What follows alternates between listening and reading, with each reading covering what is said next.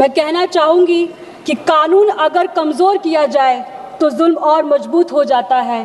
कानून अगर कमज़ोर किया जाए तो जुल्म और मजबूत हो जाता है।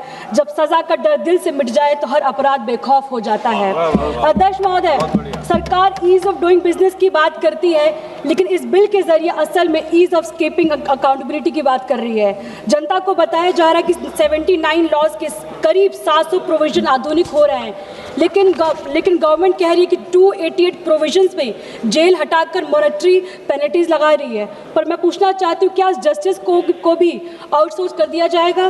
क्या अब हर अपराध का रेड कार्ड बनेगा, पे एंड वॉक फ्री? अध्यक्ष महोदय, नेशनल जुडिशियल डाटा ग्रेड के अनुसार डिस्ट्रिक्ट कोर्ट में करीब 3.6 करोड़ से ज़्यादा केसेस पेंडिंग है और गवर्नमेंट ने सोचा जजेस नहीं बढ़ने, कोर्ट्स नहीं बढ़ाने, जुडिशरी नहीं सुधारनी, चलो कुछ अलग करते हैं, कुछ क्रिएटिव करते हैं। उसका सोल्यूशन ये निकला है कि वो कितना खतरनाक है कि न्याय खुद शर्मिंदा हो जाए। गवर्नमेंट का सोल्यूशन है एडजुडिकेटिंग ऑफिसर्स, यानी ब्यूरोक्रेट्स बनेंगे जज, ज्यूरी एंड एग्जीक्यूशनरी। मैं पूछना चाहती हूँ कि क्या ये मिनिमम गवर्नमेंट है या मैक्सिमम ब्यूरोक्रेसी? अध्यक्ष महोदय, जहाँ फैसला भी वही करे और सज़ा भी वही सुनाए, वो इंसाफ नहीं साहब, वो सत्ता का साया कहलाए। अध्यक्ष महोदय, ड्रग्स एंड कॉस्मेटिक एक्ट में not of standard quality drugs बनाने पर जेल का प्रोविजन हटाया गया है। ये रिफॉर्म नहीं, ये पब्लिक हेल्थ के साथ खिलवाड़ है। ORF स्टडी बताता है कि 37.8% कंप्लायंस में इम्प्रिजमेंट क्लॉजेस थे। ये कॉर्पोरेट नेग्लिजेंसी के खिलाफ असली ट्रीटमेंट था। मैं ये कहना चाहूँगी कि कानून की चिंता मत करो, फाइन देने का बजट तैयार रखो। सर मैं ये कहना चाहूँगी कि गरीब का जीवन इतना सस्ता है कि उसका डिफेक्टिव मेडिसिन के हवाले कर दिया जाए। Drugs and cosmetic, food safety, housing, झुग्गी झोपड़ी कानून, हर जगह पैटर्न सेम ही है इनका। जेल हटाओ, फाइन बढ़ाओ और बोलो देखिए हमने सुधार कर दिया है। अध्यक्ष महोदय, ये सब सेक्टर आम आदमी की जान से सीधा जुड़े हैं। ये आपराधिक जिम्मेदारी हटाकर आप क्या संदेश दे रहे हैं सरकार को? क्या आप कह रहे हैं जनता को? क्या आप कह रहे हैं देश को? जनता रिस्क उठाएगी और सिस्टम सिर्फ रसीद काटेगी। अब सबसे बड़ा छल MSME और छोटे उद्योग के साथ 2025 के बिल में MSME डिपार्टमेंट एक्ट 2006 को शामिल किया गया था, लेकिन 2026 के इस डिटेल बिल से MSME सेक्टर को जानबूझकर बाहर कर दिया गया। जिस सेक्टर में सबसे ज्यादा रोजगार है, जहां भुगतान में देरी, क्रेडिट संकट, मांग की कमी और बंद होती उद्योग असली समस्या है, उसी सेक्टर को इसी तत्कालीन सुधार से बाहर कर दिया गया है।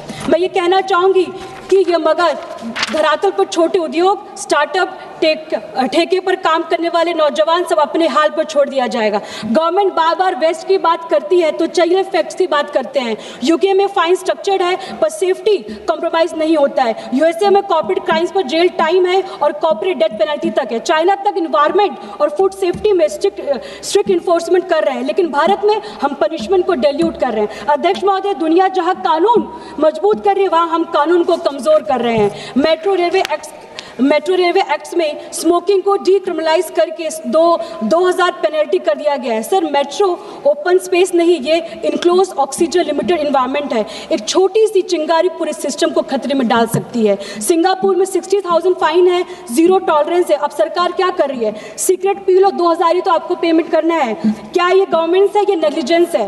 सर ये जन विश्वास नहीं, ये जन विश्वासघात है। जब सुरक्षा का मूल्य घट जाता है तब समाज का विश्वास टूट जाता है। सरकार दावा करती कि वह 21st सेंचुरी के लिए लॉ अपडेट कर रही है, लेकिन ग्राउंड रियलिटी कुछ और है।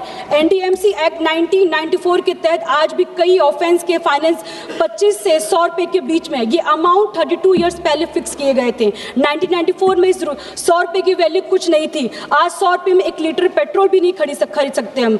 Under drugs and cosmetic act 1940 में की पेनल्टी में 1983 सिर्फ 1000 ही। अध्यक्ष महोदय, कंप्लीट करने दीजिए। 43 ईयर्स पहले एक अमाउंट को किसी ने छुआ तक नहीं। ये रिवाइज करके सिस्टम ने इनडायरेक्टली करप्ट ऑफिशियल्स को प्रोटेक्ट किया है। मैं 2 मिनट में कंक्लूड कर रही हूँ। गवर्नमेंट कह रही है कि हम लॉज मॉडर्नाइज कर रहे हैं। मैं कहना चाहती हूँ लॉज को मॉडर्न नहीं वीकन कर रहे हैं। हम जस्टिस को सिंप्लीफाई नहीं कॉम्प्रोमाइज कर रहे हैं। हम बिजनेस को प्रमोट नहीं, अकाउंटेबिलिटी को डिल्यूट कर रहे हैं। हम किसी भी कानून का समर्थन नहीं कर रहे हैं जो अदालत की ताकत को घटाए और अफसरों की मनमाना बढ़ाए। कॉर्पोरेट के लिए फाइन और इजाज़त और आम लोगों के लिए न्याय को किस्मत का खेल बना दिया। अध्यक्ष महोदय, कानून अगर ढाल नहीं सिर्फ दिखावा बन जाए तो लोकतंत्र नहीं सिर्फ सत्ता का तमाशा रह गया। With this spirit, I strongly reject this bill in its present form because half-baked laws does not fix the broken system. They just make them more dangerous. I demand that the government withdraw it immediately and bring back truly people-centric legislation only after honest consultation with the people, judiciary, and opposition. Laws cannot be imposed in the name of trust by ignoring those who trust truly matters. Laws are made for the people, and the people deserve better than this.